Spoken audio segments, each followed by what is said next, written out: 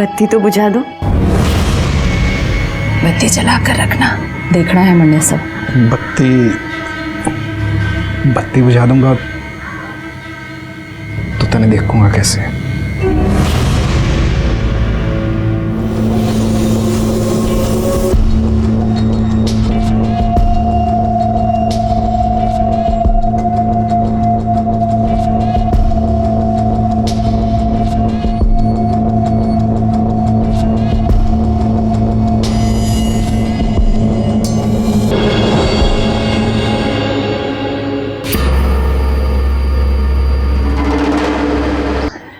जैसे एक झूठ को छुपाने के लिए आदमी 100 झूठ बोलता है, उसी तरीके से एक क्रिमिनल एक क्राइम को छुपाने के लिए 100 क्राइम और करता है।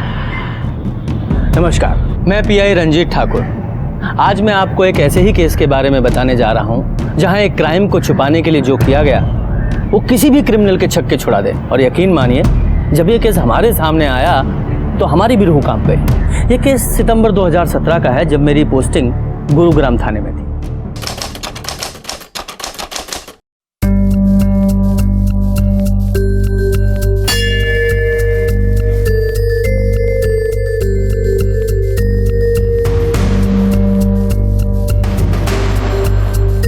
विवाह संपन्न हुआ, आज से आप पति पत्नी हुए। मम्मा, आपकी शादी हो गई? हाँ, हो गई। अब मैं ये मिठाई खा लूं?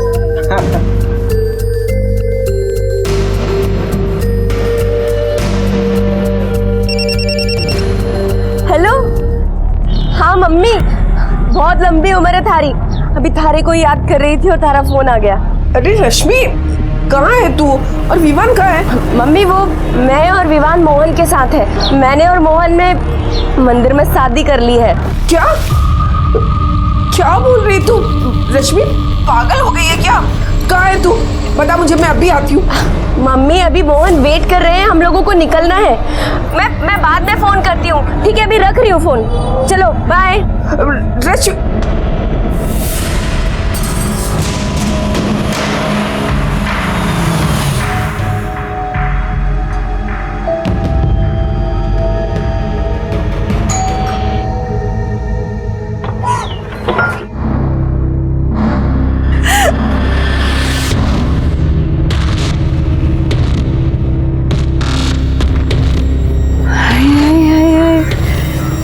सही कही थी भाई तूने, ये तो बड़ी चौकी है। हाँ। रश्मि, हमारी बहन रति। जीती रहे, सदा सुहागन रहे। चलो चलो चलो, अंदर चलो। ज्यादा देर तक दरवाजे पे नहीं खड़े रहते, नजर लग जाएगी। चलो अंदर आओ आओ। अरे सुनो तो, क्या हुआ? ये तेरा नंदोई, मतलब मेरा पति रविंद्र शर्मा। खुश रहो। कुंदन, ये मेरा बेटा कुंदन। और ये तेरा बेटा ना, कितना प्यारा है। हाँ बच्चा, मिठाई खाएगा? मिठाई तो खा ली, भूख लगी है, खाना खाना है।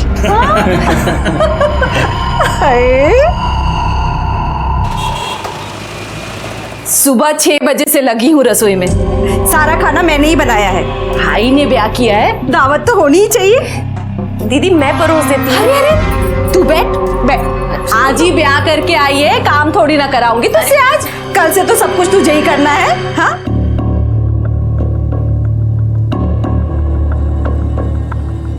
अरे बावड़ा हो गया कि खुद ही ठूसने में लग गया?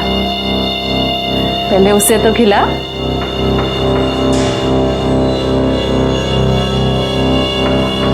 मम्मा, आप भी अंकल को खिलाओ ना। अरे अंकल ना है, तेरे पापा है वो।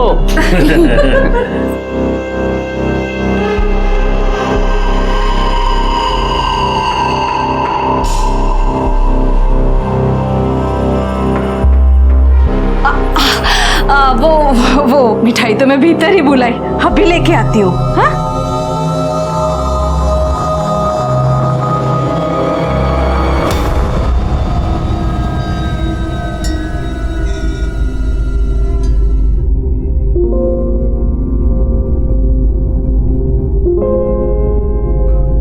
सब कुछ मैंने सजाया है अपने भैया और भाभी के लिए।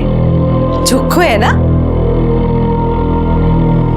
मम्मा ये कितना सुंदर बेड है, मैं तो इसी पे सोऊंगा। अरे अरे अरे अरे इधर आ। ये तेरी माँ का कमरा है। तुम तो बड़े हो गए हो, बड़े बच्चे मम्मी के कमरे में नहीं सोते हैं। मैं तुम्हारा बिस्तर बाहर लगा देती हूँ। चल। ये सब दीदी ने ही सजाया है, मुझे भी दीदी ने ही तैयार किया, अकेले ही सब कुछ कर लिया। चल।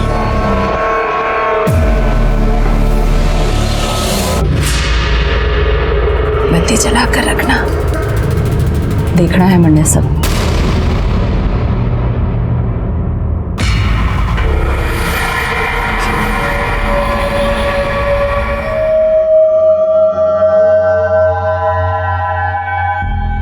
तो खुश है ना? बहुत। ये मेरी लाइफ का सबसे अच्छा दिन है। हमारा भी।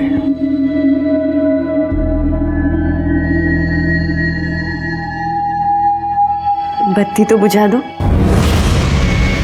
बत्ती जला कर रखना, देखना है मैंने सब। बत्ती बुझा दूंगा तो तने देखूंगा कैसे।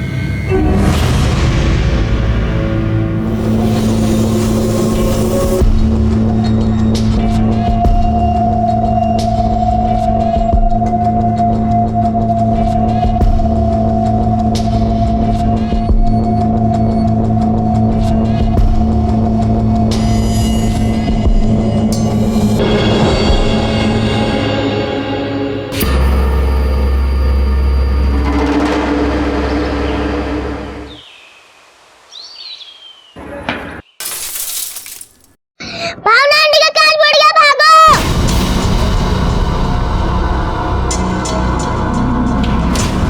भावना, ये इसने फिर शीशा तोड़ा।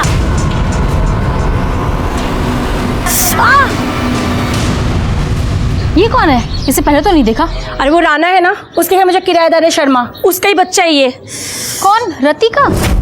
पर उसका बेटा तो काफी बड़ा है। रति नहीं, रति का भाई मोहन, उसका बच्चा है ये।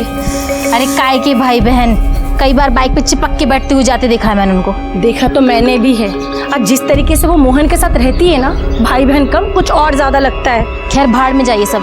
मेरा जो नुकसान हुआ है ना, मुझे उसकी भरपाई चाहिए। और मेरे हाथ में जो काटा वो भी। चलो।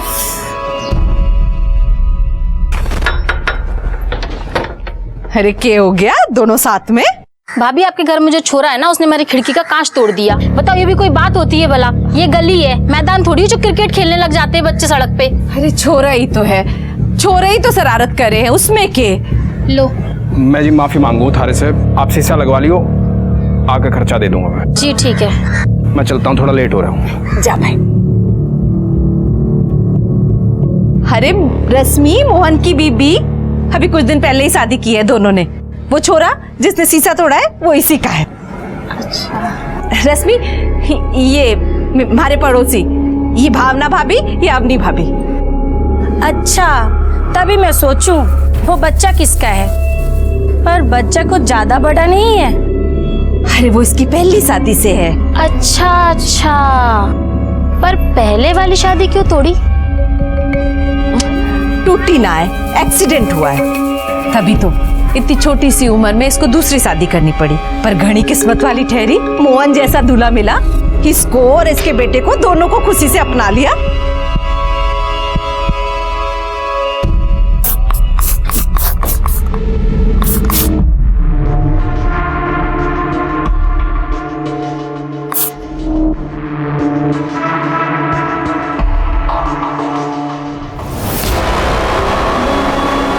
दरवाजा खुला रख। पर कुछ नहीं, तूने कर ली अपनी मनमानी, अब मन नहीं करने दे जो मुझे करना है।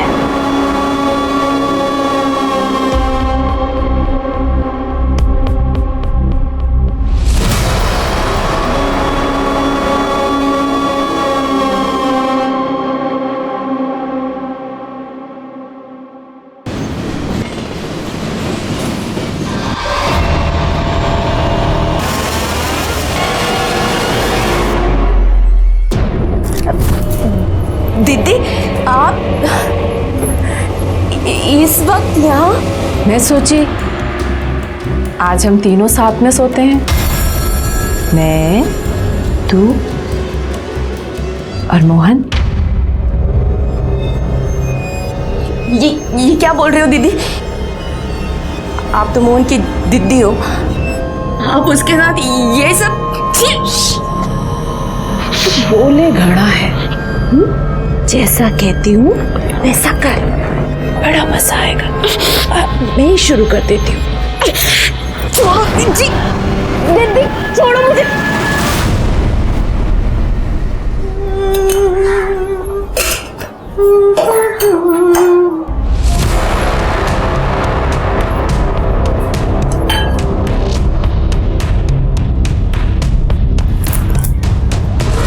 मजा आया रात को?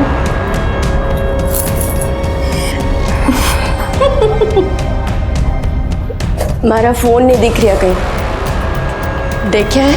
क्या करेगी फोन का? मैं हूं ना मजा कराने के लिए। आज रात को तैयार रही हो, डबल मजा कराऊंगी। चाय?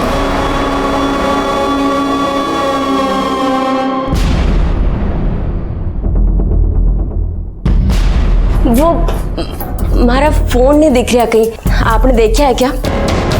नाम मैंने तो नहीं देखा।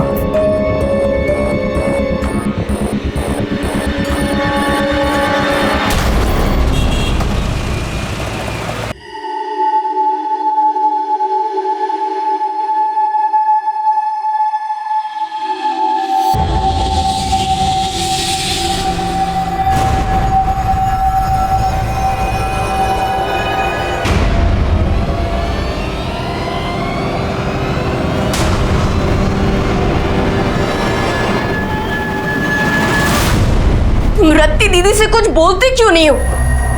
ऐसी भी कोई बहन हो वे कोई अपने भाई के संग? जी मोहन, अगर तुम दीदी से कुछ नहीं बोलोगे तो मैं बात करूंगी। तो कुछ मत कहियो, जो कहे बस करती जाओ। लोगों में अलग अलग तरह की मानसिकता देखने को मिलती है, जिसे समझ पाना बहुत ही मुश्किल होता है। रति का अपने ही भाई और भाभी के साथ सोना और मोहन का उसे झेलना बहुत ही अजीब था। ऐसी क्या मजबूरी थी मोहन की जिसने उसे खुद ही नहीं बल्कि रश्मि को भी मजबूर कर रखा था। पर ये जो भी था, एक क्राइम की दस्तक जरूर थी, जो रश्मि को पहली बार तब मिली जब रति उनके कमरे में पहली बार आई थी। ये दस्तक हर रात रश्मि को मिल रही थी, जिसे अनदेखा करने के लिए वो मजबूर थी। पर आखिर एक दिन उसके सब्र का बांध टूट गया। छोड़, अभी हाल जाऊंगी मैं घर छोड़कर, अपने बेटे को भी लेके जाऊंगी, अपने पति को भी लेके जाऊंगी, और जो मैं होने नहीं दूंगी। हाँ नहीं होने जाऊंगी। तू नहीं जाएगी, तू छोड़ लोगे। क्यों क्यों भीड़ लगा रखी है? नहीं तमाशा हो रहा है यहाँ? तू नहीं जाएगी। काम नहीं है तुम्हें? चलो अपने घर। आज समझ रही? हाँ चिल्लाने की कोई जरूरत नहीं है। छोड़, मुझे चिल्लाऊंगी। बहुत हो गया दीदी दीदी, अब तेरा भांडा मैं सबके सामने फोड़ के रहूंगी। नहीं रहना है मुझे तेरे इस घर में। अरे बावड़ी हो गई है क्या? किधर जाएगी? हाँ तू जाएगी मतलब मेरा भाई भी इधर से जाएगा, और जो मैं होने नहीं दूंगी। हाँ नहीं होने जाऊंगी। तू नहीं जाएगी, अभी जाऊंगी मैं, और इतना ही नहीं, जाऊंगी भी और सबको बताऊंगी भी तू कितनी घटिया औरत है। पागल हो गई है, पागल हो गई है। मैं मोहन को कहीं नहीं जाने दूंगी। नहीं जाऊंगी। मम्मा रश्मि, रश्मि, तूने हाथ कैसे उठा दिया इस पे? बहुत हो गया तेरा, बहुत सुन ली तेरी। हम यो घर अभी छोड़ के जाओगे, और दम हो तो रोक के दिखा। चल रश्मि, कर बैठ, चल बेटा बैठ।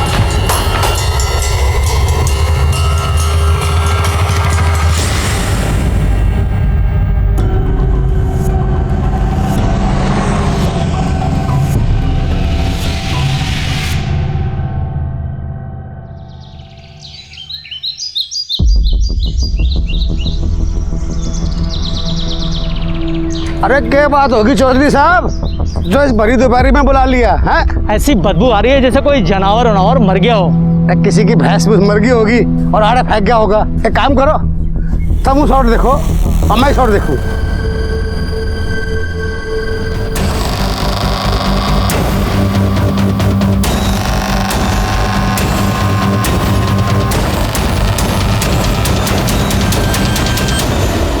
तुम लोग आसपास देखो, बॉडी के और टुकड़े मिलते हैं क्या? सर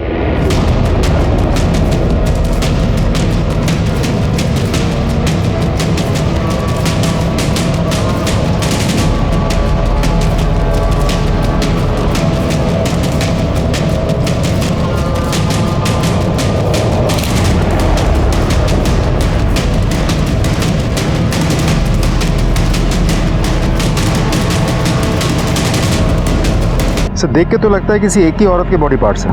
और उधर देखिए सर, राइट हैंड पर ओम का टैटू बना हुआ है। सर चेहरा तो बिल्कुल पूरी तरह से कुचल दिया गया है। लगता नहीं मुझे शिनाख्त होने के कोई चांसेस है। और आसपास जाके पूछताछ भी की है मैंने। तो पूछा, किसी को कुछ नहीं पता। लगता है ये बोरियां आज नहीं फेंकी गई हैं, कई दिन पहले यहाँ फेंकी गई हैं। अच्छा, तो बॉडी के पार्ट्स को पोस्टमार्टम के लिए भेजो और रिपोर्ट जल्दी से जल्दी मंगाओ। तो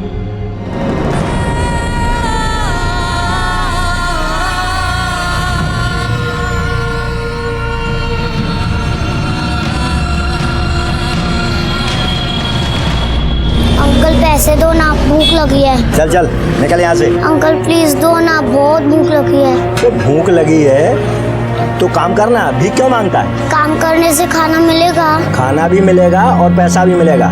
करेगा काम? चल यहाँ। क्या नाम है तेरा? विवान। पहले तो तू इस मोहल्ले में नहीं दिखा, कहाँ से आया? नहीं पता। कैसे आया? पता नहीं। चल आज से तेरा काम शुरू।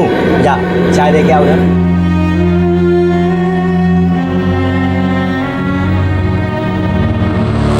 सर बोरियों में जो डेड बॉडी टुकड़ों में हमें मिली थी, पोस्टमार्टम रिपोर्ट के मुताबिक 30-32 साल की एक प्रेग्नेंट औरत की थी। इसकी हाइट 5 फीट 2 इंच, रंग गेहुआ और बाल काले थे। सर मौत करीब 6 दिन पहले हुई थी।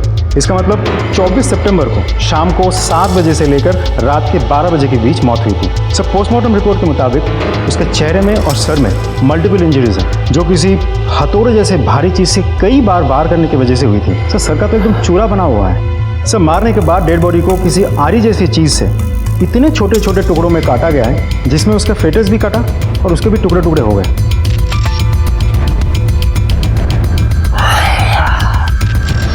यादव, ये काम किसी इंसान का नहीं हो सकता, बल्कि इंसान की शक्ल में किसी राक्षस का है। और ऐसे राक्षस को तो सजा जरूर मिलनी चाहिए। और इससे पहले हमें इस बॉडी की पहचान करनी होगी। एक काम करो, जहाँ ये बॉडी मिली है वहाँ जितने भी रास्ते हैं, उन पर जितने भी सीसीटीवी लगे हैं, उन सब की 24 तारीख से लेकर कल तक की सीसीटीवी फुटेज निकालो। सर मैंने हेड कांस्टेबल को स्पॉट में भेज दिया है, देखने के लिए कि वहाँ कोई सीसीटीवी कैमरा है या नहीं। अगर है तो हमें बहुत जल्द फुटेज मिल जाएगी। गुड। एक काम और करो, गुरुग्राम के जितने भी पुलिस स्टेशन हैं सबको अपडेट करो और अपनी साइट पे इस औरत की एज, हाइट, कॉम्प्लेक्शन, इसके टैटू के बारे में, ये बॉडी कितने टुकड़ों में मिली, सब कुछ अपडेट करो A to Z। NCR और आसपास के थानों में भी सबकी इस बॉडी के बारे में बताओ। Sir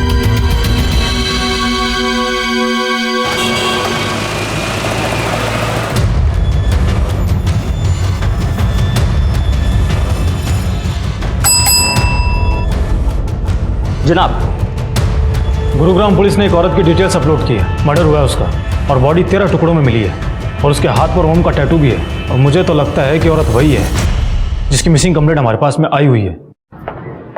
sir Mahendragarh police station से मेल आया। जिस औरत की डिटेल हमने भेजी थी उससे मैच करती हुई एक औरत की मिसिंग कंप्लेंट भी उन लोगों के वहाँ सितंबर 1 वीक में दर्ज हुई थी। सितंबर 1 वीक? उस औरत का नाम है रश्मि भटनागर और उसके हाथ में भी एक ओम का टैटू है। सर ये मिसिंग कंप्लेंट उसकी माँ ने दर्ज करवाई थी। यादव, हो सकता है ये औरत वही हो, क्योंकि ये भी सितंबर के पहले हफ्ते में गायब हुई थी और उसका मर्डर 24 सितंबर को हुआ, यानी कि गायब होने के 10-15 दिन तक तो ये जिंदा थी। तो सवाल ये है कि इन दिनों में इसने अपनी माँ से कांटेक्ट क्यों नहीं किया? ये बच्चा कौन है? सर ये रश्मि का बेटा है। रश्मि और ये दोनों एक ही साथ गायब हुए थे। रश्मि की माँ ने बेटी और नाती दोनों की मिसिंग कंप्लेंट दर्ज करवाई थी एक ही साथ। मतलब बच्चा भी गायब था। अब माँ तो मिल गई है, बच्चा कहाँ है?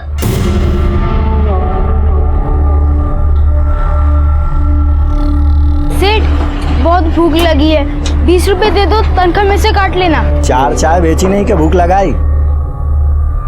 ये ले। पकड़, ये ले। ध्यान रखना, तनख्वाह में से काट लूंगा। चलो।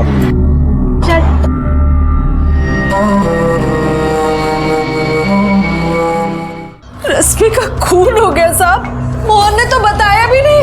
ऐसा नहीं हो सकता साहब, 10 दिन पहले तक तो सब कुछ ठीक था यहाँ। कितने खुश थे साहब वो दोनों एक दूसरे के साथ।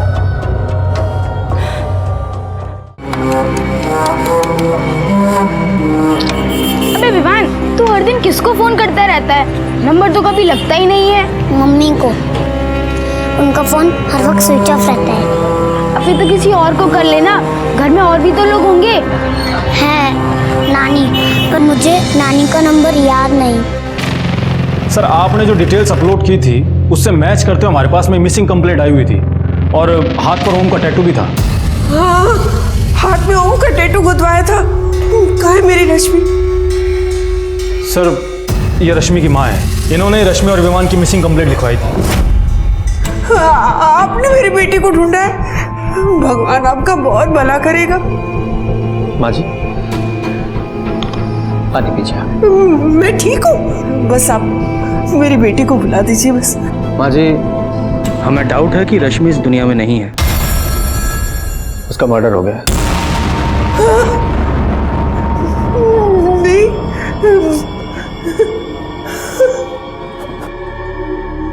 रश्मि, किसने मार दिया मेरी बेटी को? विवान, विवान का विवान कहाँ है, किस हाल में है, ये तो हमें नहीं पता, लेकिन आप जो कुछ भी रश्मि के बारे में जानती है सब बताइए, ताकि हम रश्मि के कातिल को पकड़ सकें और विवान को ढूंढ सकें। पानी पीजिए।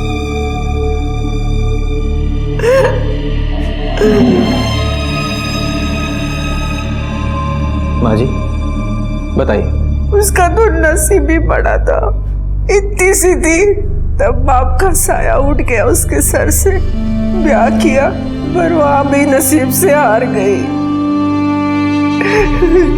थोड़े दिनों बाद ही एक एक्सीडेंट में उसका आदमी चला गया। गोद में था उसके विवान। जब वो मायके वापस आई थी, मत रो बेटा, भगवान के सामने किसकी चली है? उसकी इतनी लिखी थी, वो चला गया, लेकिन तेरे सामने तो पूरी जिंदगी पड़ी है ना। कम से कम अपनी नहीं तो विवान के बारे में तो सोच।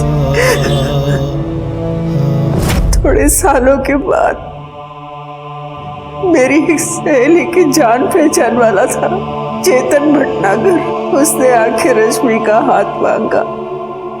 उसकी बीवी उसे छोड़कर किसी और आदमी के साथ चली गई थी। 2 बेटियां थी उसकी। माँ जी, मन्नत घराड़ी की जरूरत ना है, पर बेटियों को तो माँ चाहिए ना। अब अपनी हर्जी की बात बाप को थोड़ी बता पाएंगे, और विवान भी छोटा है, उसे भी बाप मिल जाएगा। मुझे लगा कि भगवान ने मेरी सुन ली। विवान का मुंह दिखाकर मैंने रश्मि को मना लिया, लेकिन थोड़े दिनों बाद ही रश्मि जब मुझे मिलने आई, तब उसने बताया कि चेतन उसके साथ कैसा व्यवहार करता था। आए दिन उसे कुटता रहता था। रश्मि को एक साथी मिल गया, उसके बारे में रश्मि ने मुझे बहुत बाद में बताया था। तू कौन है भाई, और मेरे घर में तू क्या कर रहा है? पड़ोसी उठा और खबरदार करना आया हूँ, आज के बाद हाथ में ठा दिया इसने। तू घना कृष्ण का भांजा मर रहा है? चल निकल यहाँ से। आज के बाद जो हमारे घर के मामले में टांग अड़ाई ना, चल चल निकल, चल निकल। ज्यादा कुछ नहीं है, चल। ठीक है। अरे औरत को मारना घर का मामला नहीं है। सुने, उठाए गिरा नहीं हूँ तेरे की तेरिया। गवर्नमेंट फर्म में काम करूँ, एक कंप्लेंट कर दी ना तेरी, तो घर का मामला जेल में सुलझेगा। मोहन ने उस जल्लाद से उसे बचाया था। दोनों में बातचीत होने लगी, प्यार हो गया,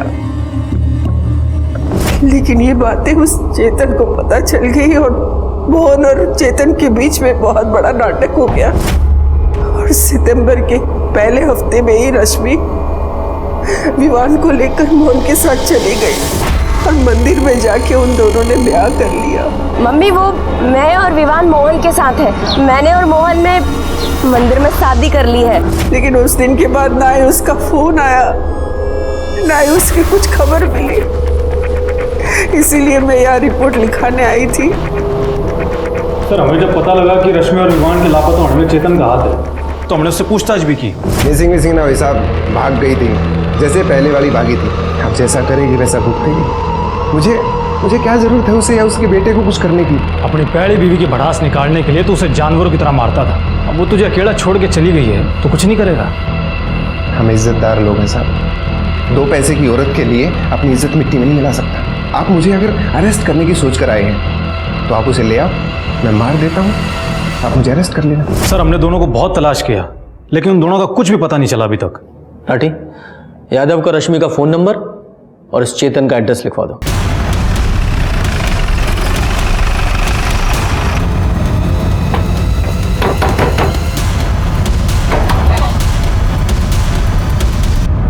चेतन जी, आप कौन? गुरुग्राम पुलिस। तुम इतने यकीन से कैसे कह सकते हो कि रश्मि मोहन के साथ ही गई थी? गई नहीं थी साहब, भागी थी। पर इसमें यकीन की क्या बात है? जिस दिन सुबह वो विवान के साथ गायब हुई थी, उसी दिन मोहन ने अपना किराए का घर छोड़कर यहाँ से भागा था। उसके बाद वो वापस नहीं आया। और साहब, ये सब बातें आप मुझसे क्यों पूछ रहे हैं? मुझे उसकी माँ ने बताया है, तो आपको भी तो बताया होगा कि उसने भागकर मोहन के साथ शादी कर ली। ढूंढने की कोई जरूरत नहीं साहब, कहीं अय्याशी कर रहे होंगे। हम रश्मि को नहीं, उसके कातिल को ढूंढ रहे हैं और रश्मि का मर्डर हो चुका है। सही है, जैसी करनी वैसी भरनी साहब। उस कमीने के लिए मुझे छोड़ा था ना, अब उसका मन भर गया होगा तो उसे हटा दिया काम से। रश्मि ने यहाँ से जाने के बाद तुमसे कांटेक्ट किया था? नहीं साहब, अगर करती भी तो मैं उसकी एक नहीं सुनता, सीधा बाहर का रास्ता दिखा देता उसे मैं। और विवान का कुछ पता है, वो कहाँ है? नहीं, जिस दिन से वो यहाँ से गए हैं मैंने उनकी शक्ल तक नहीं देखी। देखो, कुछ और जानते हो तो वो भी बता दो, वरना बाद में मौका नहीं मिलेगा। कुछ पता है? क्या हुआ? चाय दे के क्यों नहीं आया? वो बहुत तेज बुखार है ऐसे। चुप कर, काम चोर कहीं के। उठ, निकल यहाँ से। ये बीमारी के बहाने यहाँ नहीं चलेंगे, चल भाग। और आज से दुकान में आने की जरूरत नहीं है। नहीं अंकल, मुझे मत निकालो, मैं ठीक हूँ। मैं अभी चाय दे के आता हूँ। चल देख आ फिर। हाँ, क्या? अरे मेरे छोटे भाई, मेरे लिए लड़की ढूंढने से अच्छा है तू अपने लिए कोई अच्छी सी नौकरी ढूंढ ले। तेरे सेटल होने से पहले कैसे शादी कर लूं मैं? हाँ चल, मैं तेरे से बाद में बात करता हूँ। ये लो, हमारे छोटे भाई हमारे लिए बहू ढूंढ रहे हैं। सही तो बोल रहे हैं। अरे ना, तुम कुछ मत बोलो, तुम तो उसे ही सपोर्ट करोगे। कुछ मत बोलो, काम की बात बताओ। सर, रश्मि के मोबाइल लोकेशन के मुताबिक जिस दिन उसका मर्डर हुआ उस दिन उसका फोन महेंद्रगढ़ में चेतन के घर के पास स्विच ऑफ हुआ।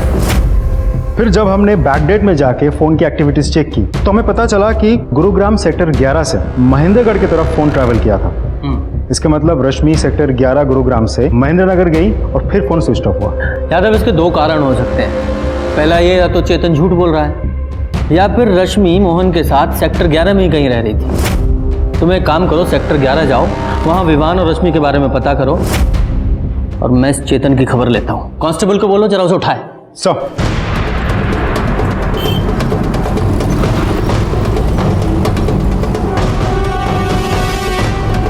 दो चाय देना। ये ले। विवान, ये सुन, क्या हुआ इसे? इसे बहुत तेज बुखार है।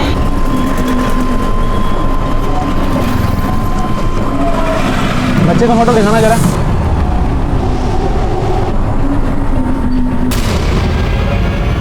बच्चा तो यही है, मैं इसे हॉस्पिटल लेके जा रहा हूँ। तुम साहब को खबर दो, बच्चा मिल गया। झूठ बोल रहा है तू। रश्मि की मोबाइल लोकेशन से साफ पता चल रहा है जिस दिन उसका मर्डर हुआ वो तुझसे मिलने आई थी। कसम से सर, वो मेरे घर ना आई सर। आई थी, और तूने बदला लेने के लिए उसका खून कर दिया, क्योंकि एक बार उसकी वजह से तेरी बेइज्जती हुई थी ना। और क्या कहा था तूने पीएसआई राठी के सामने? अगर आप लोग मुझे अरेस्ट करने की सोच कर आए हैं तो आप उसे ले आओ, मैं मार देता हूँ, आप मुझे अरेस्ट कर लेना। कहा था कि नहीं? इसलिए जब वो तेरे घर आई तूने उसे मार दिया, फिर उसके टुकड़े टुकड़े किए, बोरी में भरे और फेंक दिया। ना वो मेरे घर आई और ना मैंने ऐसा कुछ किया है सर। आधा किलो कर दो इसका। देखिए जरा, आपने इन दोनों को यहाँ कहीं देखा है? ये रश्मि और इसका बेटा विवान है। हाँ सर, ये दोनों हमारे ही मोहल्ले में रहते हैं, शर्मा जी के मकान में, पर कुछ दिनों से इनको देखा नहीं है। ये शर्मा फैमिली इनके रिलेटिव्स हैं? अब रिलेशन का तो पता नहीं, पर रत्ती मोहन की बहन है, पर रंग ढंग देख के भाई बहन जैसा तो नहीं लगता है। अच्छा, ये लोग रहते कहाँ हैं? मकान नंबर? ये गली से दूसरा मकान। Thank you. अरे उन दोनों के बीच की वो बात तो बता दे। सर सर सर, एक और बात बोलनी है आपको। बोलिए। अरे रश्मि, गुरुग्राम के सेक्टर 11 में क्या कर रही थी? ये वहाँ मोहन के साथ रहती थी ना? सर कौन कहाँ क्यों रहता है सर मैं नहीं जानता, मैं महेंद्रगढ़ में रहता हूँ, मैं बस इतना जानता हूँ सर। अच्छा, एक काम करो, इसे ना अंदर डालो और इसकी सेवा पानी करो, सब जान जाएगा, सब बताएगा। सर मैं सच्ची कह रहा हूँ सर मेरी बात का यकीन कीजिए ना सर। क्या कह रहे हो साहब? अरे भाई ये मेरा तो साथ ही रहेगा, और जब भाई साथ रहेगा तो भाभी भी साथ रहेगी। पर मन समझ में नहीं आ रहा कि ये सब पूछ क्यों रहे हो? शादी कब की थी उन दोनों ने? 31 अगस्त। सीधा मंदिर से शादी करके घर ही आए थे। मैंने खूब खाना वाना बनाया था साहब, 1-2 हफ्ते हंसी खुशी से रहे, बड़ा अच्छा लगा हमें। ये मोहन रश्मि से शादी करने के बाद उसे आपके घर लेकर क्यों आया? उसे अपने घर क्यों नहीं लेकर गया? सर बात ये है कि मोहन रश्मि और विवान को भगा के लेकर आया था।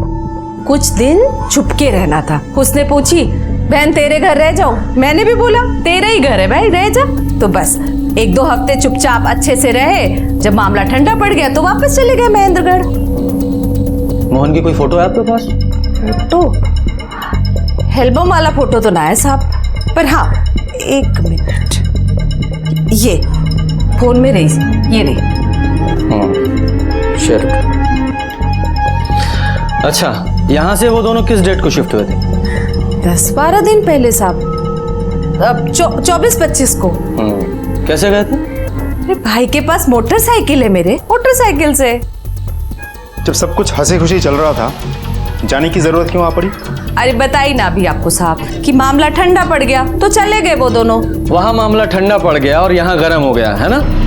हमें पता चला है कि आप लोगों के बीच बहुत बड़ा झगड़ा हुआ था, किसी ने तो किसी को थप्पड़ मारा था, हाथापाई भी हुई थी। इसके अगले दिन ही वो यहाँ से चले गए। अरे साहब, वो झगड़ा थोड़ी था, और ऐसा छोटा मोटा झगड़ा किस घर में नहीं होता, आप बताओ। हुई थी बहसबाजी साहब, हुई थी। भाई बहन में छोटी मोटी बहसबाजी तो होती रहती है। उसने बोला बहना मैं जा रहा हूँ, मैंने भी बोला तेरी मर्जी तू जा।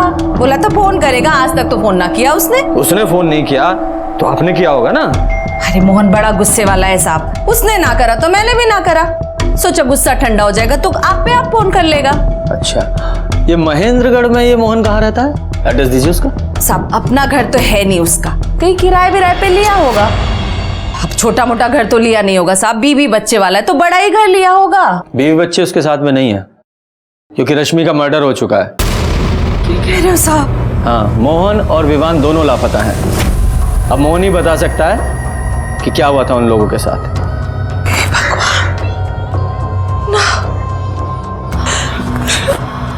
रश्मि का खून हो गया साहब, मोहन ने तो बताया भी नहीं। ऐसा नहीं हो सकता साहब, 10 दिन पहले तक तो सब कुछ ठीक था यहाँ। कितने खुश थे साहब वो दोनों एक दूसरे के साथ। हे भगवान, किसकी नजर लग गई इन सबको। अच्छा, जैसे ही आपको मोहन या विवान की कोई खबर लगे हमें इन्फॉर्म कीजिएगा। जी साहब। क्या हो गया? तो मुझे लगा रति मोहन के लिए जेन्युइनली दुखी है, लेकिन पड़ोसी उसे पूछताछ करके पता चला कि दोनों के बीच भाई बहन का रिश्ता नहीं था सर, कुछ तो गड़बड़ है। हाँ, पड़ोसी शायद ठीक ही कह रहे हैं ज़्यादा, क्योंकि इतनी प्यारी बहन को इतने प्यारे भाई की कोई खबर ही नहीं है। इस शर्मा फैमिली की कुंडली निकालो, खासकर इस रति की। और हाँ, ये मोहन का फोटो भी सर्कुलेट करो और उसकी बाइक का भी पता लगाओ। सर, कुंदन का फोन आया था, उसको आरी मशीन की ज़रूरत थी, वही लेने आया था। फिर रात दोबारा उसका कॉल आया, कह रहा था उसको वैन की ज़रूरत है, उसको फर्नीचर काट के दिल्ली भिजवाना था। फिर रात 10 बजे वो आया, गाड़ी लेके चला गया। सर, विवान का पता लग गया है। महेंद्रगढ़ की एक सड़क पे बेहोश पड़ा था, उसे डेंगू हुआ और हमने उसे अस्पताल में भर्ती करा दिया है और सरिता जी को भी इन्फॉर्म कर दिया है। चलो अच्छा है, बच्चा जिंदा है। एक काम करो, जब तक विवान को होश ना आए वो इसके पास फटकना नहीं चाहिए। उसका स्टेटमेंट सबसे पहले हम लेंगे। जी सर। जनाब, आरटीओ से पता चला है कि मोटरसाइकिल मोहन के नाम पर रजिस्टर्ड थी और एड्रेस मोहन की बहन रति के घर का है, पर बाइक अभी तक बरामद नहीं हो पाई है। जनाब, मोहन का फोन भी चेतन के घर के आसपास ही स्विच ऑफ हुआ था। ये देखिए सर। यादव, अगर रश्मि का और मोहन का फोन ये चेतन के घर के पास स्विच ऑफ हुआ है और रति के बयान के मुताबिक ये तीनों महेंद्रगढ़ के लिए 24 तारीख को निकले थे, और इन सब कांड में अगर चेतन का हाथ है तो मोहन की बाइक महेंद्रगढ़ में ही कहीं आसपास मिलनी चाहिए। सर ऐसा भी तो हो सकता है कि दूर कहीं जाके उसने बाइक को ठिकाने लगा दी हो। हाँ, पर जहाँ भी ठिकाने लगाया वहाँ मिलनी तो चाहिए ना। यादव, एक काम करो, ये मोहन की बाइक का रजिस्ट्रेशन नंबर एनसीआर और आसपास के स्टेट में फैला दो, हो सकता है कोई क्लू मिले। सर, जब ये केस शुरू हुआ तो बहुत टेंशन थी। इतने सारे टुकड़ों में मिली बिना चेहरे वाली बॉडी की आखिर पहचान कैसे होगी? और पहचान हुई, विमान भी मिला जो बेचारा हॉस्पिटल में बीमार पड़ा था। एक एक करके केस की परतें खुल रही थी, पर कुछ पुख्ता सबूत हाथ नहीं लग रहे थे। मोहन गायब था और उसकी बाइक चेतन के घर के पास मिली, पर तभी विवान को होश आया, मानो हमारे केस को होश आ गया। मम्मी कहाँ है? के वजह से नहीं। हाँ बेटा, आप पहले थोड़ा सा स्ट्रांग हो जाओ, है ना, तब उनको बुलाते हैं। आपको ऐसे बीमार देखेंगी तो उनको अच्छा नहीं लगेगा ना? हाँ? अच्छा एक बात बताओ, जहाँ से आपको पुलिस अंकल लेकर आए थे, मतलब वो मार्केट, वो रोड, वहाँ आप कैसे पहुंचे?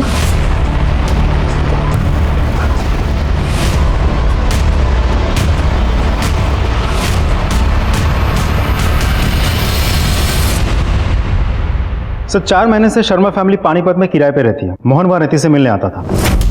सर रति का कोई छोटा भाई है ही नहीं, एक बड़ा भाई है जिसका नाम है सिद्धार्थ, और वो कोलकाता में रहता है। सर रति के माँ बाप पहले ही मर चुके हैं। जब पानीपत के उस ओनर से बात हुई तो पता चला कि रति और मोहन के बीच कभी भाई बहन का रिश्ता था ही नहीं, नाजायज संबंध थे, और इसी कारण की वजह से उस ओनर ने उन दोनों को घर से निकाल दिया था।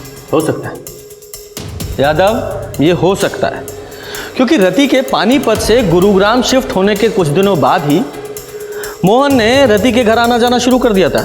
और जैसा कि विवान ने बताया, तो ये भी हो सकता है कि रश्मि से शादी के बाद भी मोहन ने रति से नाजायज संबंध रखे।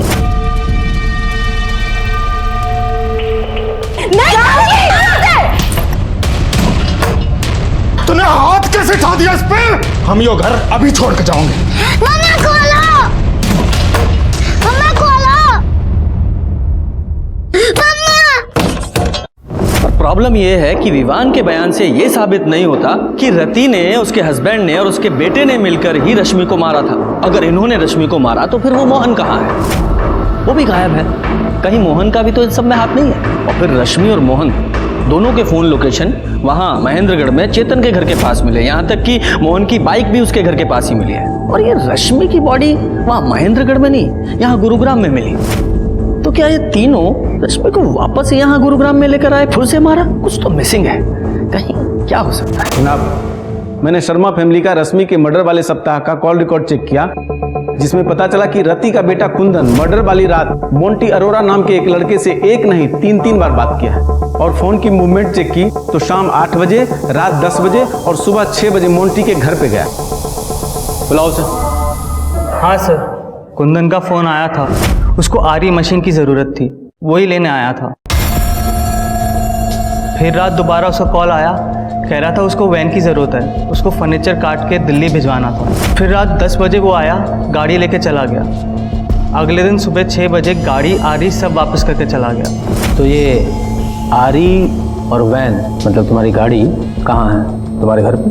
हाँ जी सर, घर पे। ये आरी जी साथ लेके जाओ, और ये आरी और गाड़ी दोनों सीज करो और फॉरेंसिक भेजो। सर मतलब शर्मा फैमिली ने रश्मि का मर्डर और टुकड़े अपने ही घर में किए हैं? शायद। यादव, अगर उसके टुकड़े भी घर में ही किए गए हैं तो कंफर्म है कि बाथरूम में किए होंगे, क्योंकि एक तो बाथरूम से आवाज़ बाहर नहीं जाएगी, ऊपर से ब्लड साफ करने में भी आसानी होगी। यादव, एक काम करो, इस शर्मा फैमिली के घर को ना अच्छे से, और स्पेशली बाथरूम को अल्ट्रावायलेट ट्रीटमेंट दो। हो सकता है वह रश्मि के ब्लड स्पॉट्स में है।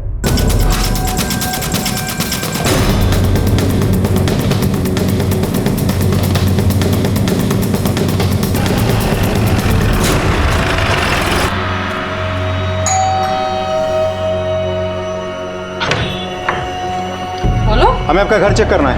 हैं? घर चेक करना है? मतलब अरे ये तो जबरदस्ती है साहब। एक तो हमारे भाई को ढूंढ नहीं पा रहे, ऊपर से ये सब करके ऐसा दिखा रहे हैं जैसे रश्मि को हमने मारा है। मैडम शांति रखिए, हमें अपना काम करने दीजिए। अरे इंस्पेक्टर साहब, घर के सारे मेंबर्स उस तरफ जाइए। अरे ये तो चलिए। जबरदस्ती है ना साहब। अरे ऐसे कैसे घर चेक कर रहे हैं? अरे छोड़ो हमको। बाथरूम किस तरफ है? अरे बाथरूम तो उधर है, लेकिन बाथरूम में क्या करोगे? बाथरूम उधर है, वहाँ कहाँ जा रहे हो? अरे ये सब क्या कर रहे हो साहब? ये सब जबरदस्ती।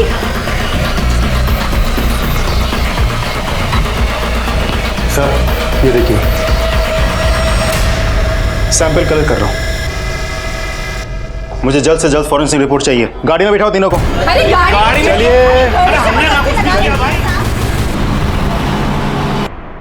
जनाब ये रिपोर्ट्स। यादव सर, ये जो रति के घर में ब्लड मिला है, ये तो रश्मि के डीएनए से मैच होता है। इसका मतलब ये हुआ कि रश्मि के टुकड़े बाथरूम में ले जाके किए गए। और ये है कार के ब्लड रिपोर्ट। ये जो मोंटी की वैन में 2 ब्लड ग्रुप मिले हैं, इसमें से एक रश्मि के ब्लड ग्रुप से मैच होता है। इसका मतलब ये हुआ कि रश्मि की लाश ठिकाने लगाने के लिए मोंटी की वैन का इस्तेमाल हुआ है। और ये दूसरा ब्लड किसका है? अब तुम्हारा भाई बहन का नाटक हो गया खत्म। विवान ने सब बता दिया। और तुम्हारे बाथरूम से और मोंटी की गाड़ी से रश्मि के खून के निशान मिले हैं। सच सच बता दो, रश्मि के साथ क्या किया, कैसे मारा उसे? मैं ना मारना चाहती थी उसे, पर क्या करती, मोहन ने हाथ उठा दिया था मेरे पे। हम यो घर अभी छोड़ के जाऊंगे। और शाम को बैग लेकर घर से जाने लगा।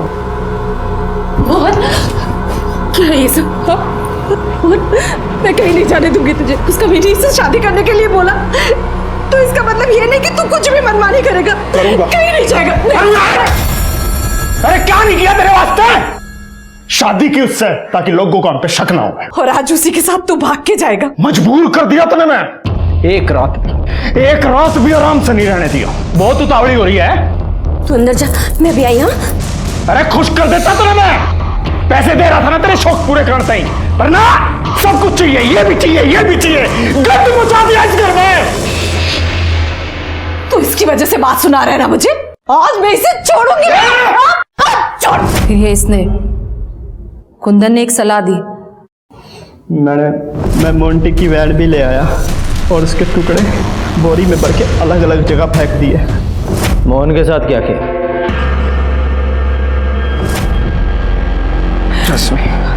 मोहन तू ठीक है ना? ठीक तो है ना तू? रश्मि एकदम ठीक है, एकदम ठीक। ले पानी पी ले।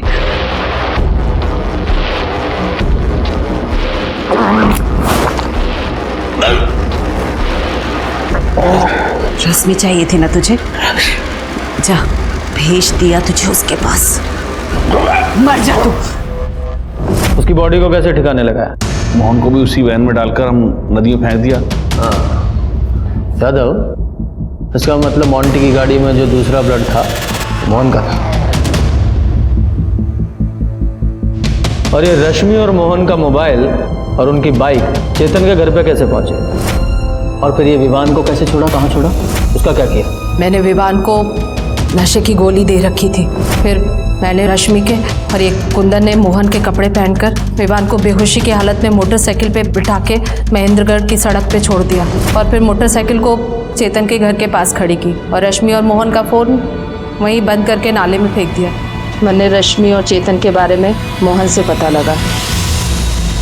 प्यार दुनिया की सबसे सुंदर चीज़ है, चाहे वो किसी के बीच में भी हो, माँ बाप, भाई बहन, पति पत्नी, चाहे फिर दोस्ती क्यों ना हो। लेकिन रति और मोहन ने इस रिश्ते का भी दुरुपयोग किया।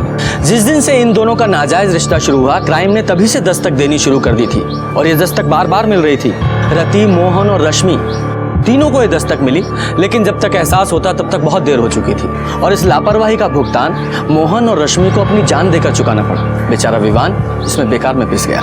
इसलिए जब भी कोई अनैतिक सी इच्छा मन में जन्म ले, आपको सतर्क हो जाना चाहिए और उस दस्तक को सुनते हुए उससे दूरी बना लेनी चाहिए।